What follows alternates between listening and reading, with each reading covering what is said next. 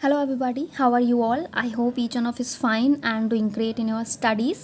And 1 को जिन लोगों का भी SBI क्लर्क मेंस का पेपर है उसके बारे में कुछ बात करेंगे इस वीडियो में. एंड आई नो काफ़ी लोग यहाँ पे भी ये भी बोल सकते हैं कि खुद का एग्ज़ाम मतलब नहीं हो पा रहा है एंड खुद परफॉर्म नहीं अच्छे से कर पा रही हैं, दैन दूसरों को क्या सजेशन दे रही हैं. तो comment section is open for everyone, so everyone has right to say anything. तो आप लोग कुछ भी बोल सकते हो, बट कुछ पॉइंट्स हैं बेस्ड ऑन एक्सपीरियंस जो लास्ट ईयर मैंने मेंस दिए थे. ठीक है, ऐसा नहीं कि मैंने कभी SBI क्लर्क मेंस दिया नहीं. इस बार नहीं क्वालिफाई हो पाया मेरा, अनफॉर्चुनेटली. एक्सपेक्टेड नहीं था कि ऐसा होगा, बट क्या कर सकते हैं, अब जो भी हुआ. सो उसी के बारे में बात करेंगे. देखिए, जिन्होंने RRB PO मेंस का एग्ज़ाम दिया होगा 25 को, तो उन्हें तो एक्सपीरियंस हुआ होगा जो भी चीज़ें थी, GA सेक्शन या कंप्यूटर सेक्शन हमारा जो भी था, जो भी अनएक्सपेक्टेड था. ठीक है, तो SBI क्लर्क मेंस में चाहे वो बिगिनर हो जो फर्स्ट टाइम मेंस देने जा रहे हैं या जो लोग दे चुके हैं ऑलरेडी. ठीक है, तो जिन्होंने दे रखा होगा तो आइडिया होगा ही. जो लोग पहली बार देने जा रहे हैं, जो एनालिसिस देखे होंगे RRB PO मेंस का, तो काफ़ी लोगों के माइंड में सब क्वेश्चन चल रहे होंगे ना कि जो भी GA का पार्ट आया था RRB PO मेंस में, तो क्या SBI क्लर्क मेंस में भी ऐसा कुछ देखने को मिलेगा. तो मैं लोगों के लिए यही बोलना चाहूँगी, जो RRB PO मेंस में लास्ट ईयर भी जो एग्ज़ाम हुआ था वो भी थोड़ा सा GA का पार्ट ऐसा था, थोड़ा प्रीवियस मंथ के क्वेश्चंस को ज़्यादा ही पूछ लिए थे. लेकिन इस बार जो उन्होंने GA पूछी, कुछ अनएक्सपेक्टेड ही क्वेश्चन थे जो हम लोग पढ़ के गए थे सोच के कि इंपॉर्टेंट है, वो इंपॉर्टेंट है. ऐसे क्वेश्चन नहीं थे. ज़्यादातर question financial awareness and banking awareness से ज़्यादा थे, right. But SBI clerk mains में ऐसे क्वेश्चंस आपको देखने को नहीं मिलेंगे. ठीक है, जो आप पढ़ के जा रहे हैं 6-7 मंथ का, उसी से आपके करंट के क्वेश्चंस रहेंगे. हाँ, थोड़ा बैंकिंग अवेयरनेस सेक्शन आपका ज़्यादा हो सकता है, बट आपको ऐसे क्वेश्चंस बिल्कुल नहीं देखने को मिलेंगे लाइक कि अनएक्सपेक्टेड हो, आपने सोचा ही नहीं था. बट हाँ, एक वार्न जरूर मैं कर सकती हूँ, क्योंकि आपका पेपर्स 2 शिफ्ट में है, तो सेकंड शिफ्ट वालों को थोड़ा सा केयरफुल रहने की ज़रूरत है. क्योंकि सेकंड शिफ्ट का जो लास्ट ईयर पेपर हुआ था वो काफ़ी उसकी GA जो थी टफ़ थी. ठीक है, मैं डरा नहीं रही हूँ, बस मैं बता रही हूँ आपको. ठीक है, जिन्होंने भी दिया होगा लास्ट ईयर एग्ज़ाम SBI का, जो सेकंड शिफ्ट का पेपर था उसकी GA काफ़ी मतलब हार्ड थी in comparison to first shift. तो फर्स्ट शिफ्ट का पेपर तो ठीक ठाक था, काफ़ी अच्छा पूछ रखा था, लेकिन जो सेकंड शिफ्ट में आई थी करंट अफेयर वगैरह थोड़ी सी थी, तो वो लोग थोड़ा सा ध्यान से मतलब देख लीजिएगा आप अपना. ठीक है, मतलब अच्छे से कीजिएगा, एक्यूरेसी के साथ जो क्वेश्चन आपको आ रहे हों उन जनरल अवेयर्स के 50 क्वेश्चन. ऐसा नहीं कि आपको सारा कुछ अटेम्प्ट करना है. जितने भी क्वेश्चंस आपको आ रहे हैं सेकंड शिफ्ट वाले या जो भी फर्स्ट शिफ्ट में है, जिनका भी जो भी करंट सेक्शन में आपको जो भी क्वेश्चंस आ रहे हैं बस वही कीजिएगा. एंड गेस वर्क बहुत ज़्यादा नहीं, आपको लग रहा है कि हमने कहीं पढ़ा है, ठीक है, तो एलिमिनेशन करके इस तरह से कर लीजिएगा, पर ज़्यादा गेस वर्क वहाँ पे मत कीजिएगा. क्योंकि SBI में हमारे 2-3 चीज़ें हैं जो काफ़ी अच्छी हैं, लाइक आपकी सेक्शनल कट ऑफ नहीं है, राइट. और आपका जो टाइम है उसमें आपकी कोई लिमिटेशन नहीं है कि RRB PO मेंस की तरह कि आपको 2 आवर्स हैं तो उसमें आपको टाइम मैनेज करना है, अपने आप ही सब करना है. SBI में आपको सबके सेक्शन का अलग अलग टाइम दिया है. इवन जनरल अवेयर्स के लिए काफ़ी ज़्यादा ही टाइम है, 35 मिनट. इवन आप क्वेश्चन करने के बाद उन्हें रीचेक भी कर सकते हो आराम से कि आपने जो आंसर्स टिक किए हैं जल्दबाजी में या जैसे भी करके, क्या वो राइट है या नहीं, आराम से आप कर सकते हो. ठीक है, एंड सारे सेक्शन में आपका सेक्शनल टाइम गिवन होगा. एंड अगर सारे सेक्शंस की बात करें, ठीक है, अगर आप किसी सेक्शन में वीक भी हो, ठीक है, कोई सेक्शन आपका चाहे अकाउंट हो, रीजनिंग हो, इंग्लिश हो, तो जो आपका सेक्शन स्ट्रांग है उसमें आप मैक्सिमम अटेम्प्ट करने की कोशिश कीजिएगा, उससे अच्छे मार्क्स गेन करने की कोशिश कीजिएगा. एंड जो आपका मतलब वीक पॉइंट है, मतलब वीक सेक्शन है, उसमें आप मतलब इतना कर लीजिएगा जैसे जितना आपको आ रहा है. ठीक है, ज़्यादा परेशान होने की ज़रूरत नहीं है कि आपको नहीं आ रहा है, आपका सेक्शन नहीं है तो उसमें सेक्शनल कट ऑफ जैसा कोई आपको मतलब डरने की कोई ज़रूरत नहीं है. ठीक है, तो ये सब चीज़ें जो SBI में थोड़ी सी अच्छी हैं, तो आप एक प्लस पॉइंट, एक पॉजिटिव माइंडसेट के साथ जा सकते हैं वहाँ पे. एंड अगर अटेम्प्ट करने की बात करें कि आपको पेपर कैसे अप्रोच करना है, जैसे कि अगर बात करें पहले रीजनिंग सेक्शन की बात करते हैं सबसे पहले.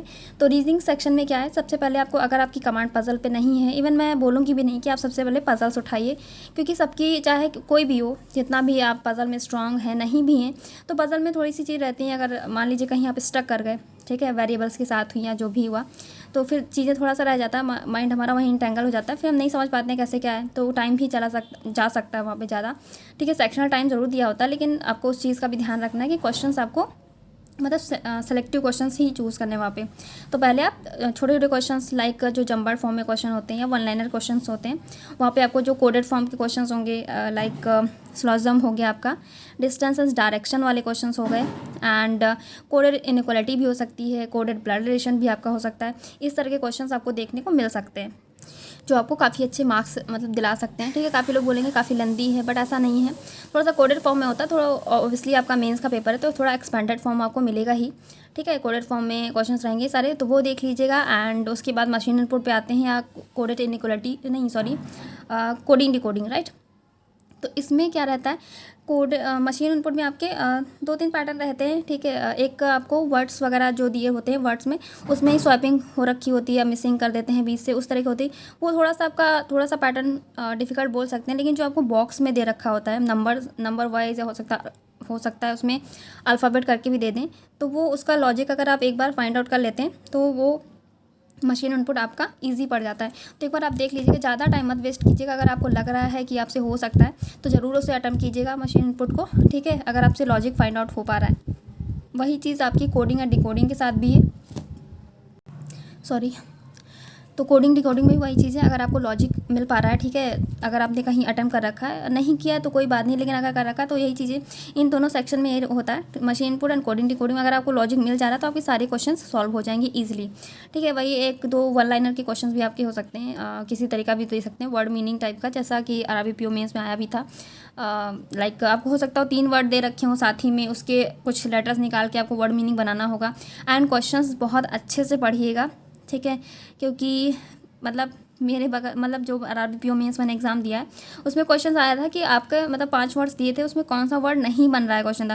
लेकिन काफ़ी एस्पायरेंट ने ये गलती की, उन्होंने ये उसको मिसरीड करके कि कौन सा वर्ड मीनिंग आपका बन रहा है, तो उस चीज़ को इसलिए इंस्ट्रक्शंस बहुत अच्छे से पढ़िएगा, ठीक है। कोई गलती नहीं होनी चाहिए कि आप पूछ उसमें बोल रहा है कि कौन सा वर्ड नहीं बनेगा इससे, एंड आप वहाँ पे टिक करके आ गए कि इससे कौन से वर्ड मीनिंग बन रहे हैं। तो ये सब गलतियाँ मतलब हो जाती हैं जनरली सारे एस्पायरेंट से, जल्दबाजी में क्वेश्चन हम अच्छे से रीड नहीं करते हैं तो वो नेगेटिव में चले जाते हैं। इसलिए अच्छे से क्वेश्चन को रीड करिएगा, देन सॉल्व करिएगा। एंड उसके बाद जो आपके पास टाइम बचता है, देन आप पजल को जो भी आपको लगे ईजी है, ठीक है, जो जिस पजल में आपकी काफ़ी टाइप्स होते हैं पजल के, तो आप अच्छे से अटेम्प्ट कीजिएगा उसके बाद।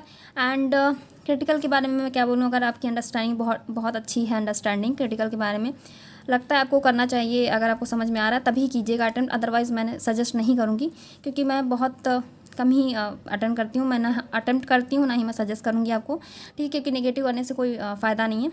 वही चीज़ उसके बाद आते हैं कॉन्ट पे, तो कॉन्ट में भी आप जिसमें आपकी कमांड हो, अगर आपकी अरिथमेटिक में है तो अरिथमेटिक अटेम्प्ट कीजिएगा। अदरवाइज़ अगर आपको DI लेते हैं, सबसे पहले DI को पहले 1 या 2 केस पहले मत टच कीजिएगा। केस रहेगी तो रहेगी, बिल्कुल मेंस में रहती है, ठीक है। तो केस पहले मत टच कीजिएगा, DI ही बनाने की उसका डेटा समझने की कोशिश कीजिएगा, फिर उस डेटा को स्ट्रक्चर करके पहले DI आप सॉल्व करने की कोशिश कीजिएगा अच्छे से। देन अरिथमेटिक के कुछ क्वेश्चन अगर मिल जाते हैं, या फिर सीरीज़ भी हो सकता हो देखने को मिल जाए, थोड़ा नया पैटर्न की सीरीज़ कि पहले में आपको लॉजिक दिया होगा एंड दूसरे में आपको मतलब उस सीरीज़ को वहाँ पे बनाना होगा, ठीक है। इस तरह के उसमें आ रहे हैं, अगर आपने मेंस की ST दी होंगी तो उसमें आपको देखने को मिला होगा किस तरह के पैटर्न सीरीज़ में आपके आ रहे हैं। उस तरह मिसिंग एंड रॉन्ग करके ना करके कुछ अलग ही दे रखा हो, तो वो उस तरह के क्वेश्चन भी आपको देखने को मिल सकते हैं। And data sufficiency and quantity 1 quantity 2 इन सबसे बाद में पहले सबसे DI एंड जो छोटे छोटे क्वेश्चंस होंगे उनको देखिएगा। एंड फिर केसलेट अगर आपको लग रहा है समझ में आ रहा है आपको डेटा, तो केसलेट बना लीजिएगा। स्टार्टिंग में बिल्कुल भी केसलेट को मत टच कीजिएगा, क्योंकि सबकी कमांड नहीं होती है केसलेट पे, ठीक है। एंड उसके बाद करंट अफेयर तो मैंने बता ही दिया, जिन क्वेश्चंस में आप श्योर होइएगा वही टिक करिएगा, अदरवाइज़ मतलब बहुत ज़्यादा गेस वर्क मत कीजिएगा करंट सेक्शन में, ठीक है। एंड लास्ट जो हमारा सेक्शन है इंग्लिश का, तो इंग्लिश का भी जिनकी अच्छी है तो बहुत अच्छी बात है, जिनकी वीक होगी थोड़ा तो उन्हें लग सकता है कि इंग्लिश बहुत ज़्यादा मतलब वो होती है डिफ़िकल्ट है और, तो आप सबसे पहले RC ना करके जो ग्रामर पोर्शन होता है इंग्लिश का उससे क्वेश्चन अटेम्प्ट करने की कोशिश कीजिएगा, ठीक है। जैसे फिलर्स वगैरह हो गए हमारे, एंड वो जो कॉलम बेस्ड क्वेश्चन होते हैं मैच द फॉलोइंग वाले, वो हो गया। एरर डिटेक्शन में, तो एरर डिटेक्शन में उस तरह क्वेश्चन ना होके ऐसे क्वेश्चन होते हैं कि मतलब 5 सेंटेंस आपको दे रखा होगा या 4 दे रखे होंगे, उनसे पूछेगा कौन सा करेक्ट है या कौन सा इनकरेक्ट है। यहाँ पे भी इंस्ट्रक्शन आप ध्यान से पढ़िएगा कि क्या बोल रहे हैं, करेक्ट पूछ रहे हैं या इनकरेक्ट पूछ रहे हैं, ठीक है। तो आप जब वो सेंटेंसेस पढ़ेंगे 4 या 5 जो भी आपको गिवन होंगे वहाँ पे, तो उसमें मतलब क्वेश्चन काफ़ी लॉन्ग दिए होंगे तो आप घबरा सकते हैं देख के कि बहुत बड़ा मतलब वो सेंटेंस लिखा हुआ है कैसे करेंगे आप। लेकिन जितना बड़ा सेंटेंस होगा ट्रस्ट मी उतनी मतलब एरर आपको बहुत ईजिली मिल जाएगी। उस सेंटेंस को पूरा एक रिदम में पढ़िएगा फ्लो के साथ, आपको कहीं ना कहीं उसमें एरर देखने को मिल जाएगी, ठीक है। अगर 4 सेंटेंस है तो उसमें एक ना एक जो भी उन्होंने पूछ रखा होगा इनकरेक्ट कौन सा है इसमें से या उसमें से करेक्ट कौन सा है। तो आपको बहुत ईजिली मतलब मिल जाएगी। ऐसा नहीं है कि बहुत बड़े बड़े सेंटेंसेस दिए हैं तो आपको एरर फाइंड आउट नहीं हो पाएगी। तो इन क्वेश्चंस को मतलब स्किप मत कर दीजिएगा कि 5 क्वेश्चंस होंगे, उसमें भी 5 सेंटेंसेस दे रखे हैं, काफ़ी टाइम टेकिंग होगा, कैसे करेंगे क्या।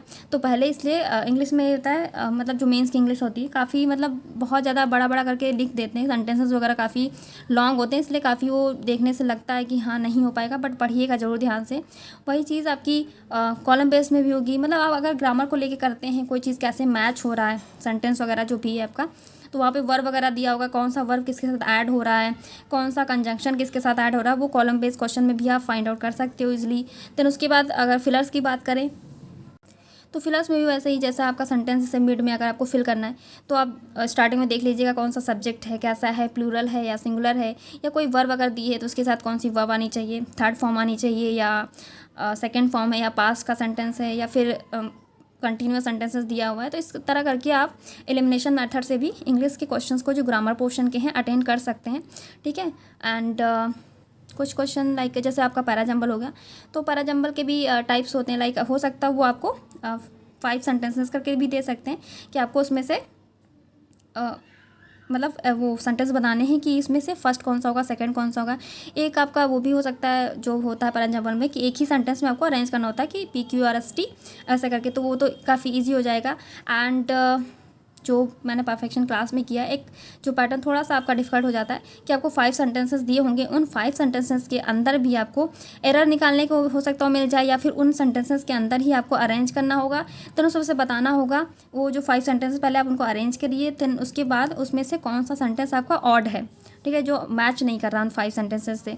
तो इस तरह का अगर उनको डिफिकल्ट करना होगा तो इस तरह का पैटर्न भी वो दे सकते हैं। अगर बहुत ज़्यादा इजी करना होगा तो आपको एक सेंटेंस दिया होगा, सिर्फ आपको उसको अरेंज करना होगा, ठीक है, कि कौन सा पहले मतलब कौन सा सेंटेंस एकदम उसमें सीक्वेंस में आ रहा है। तो इस तरह के 2-3 टाइप्स हैं पैराजंबल के, तो उसमें से वो कोई भी पूछ सकते हैं।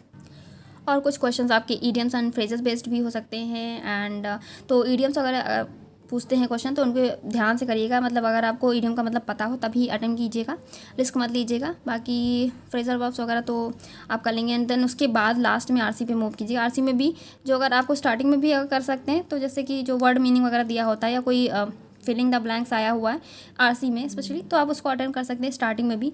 जो क्वेश्चंस होते हैं आपको जिसमें डेटा पूछ रखा होता है, तो वो इसलिए मैंने कहा कि आप RC लास्ट में कीजिएगा, स्टार्टिंग में मत कीजिएगा, ठीक है। बाकी RC के जो 2-3 क्वेश्चंस होते हैं वो डुएबल ही होते हैं सबके लिए, तो आप इजीली कर सकते हो।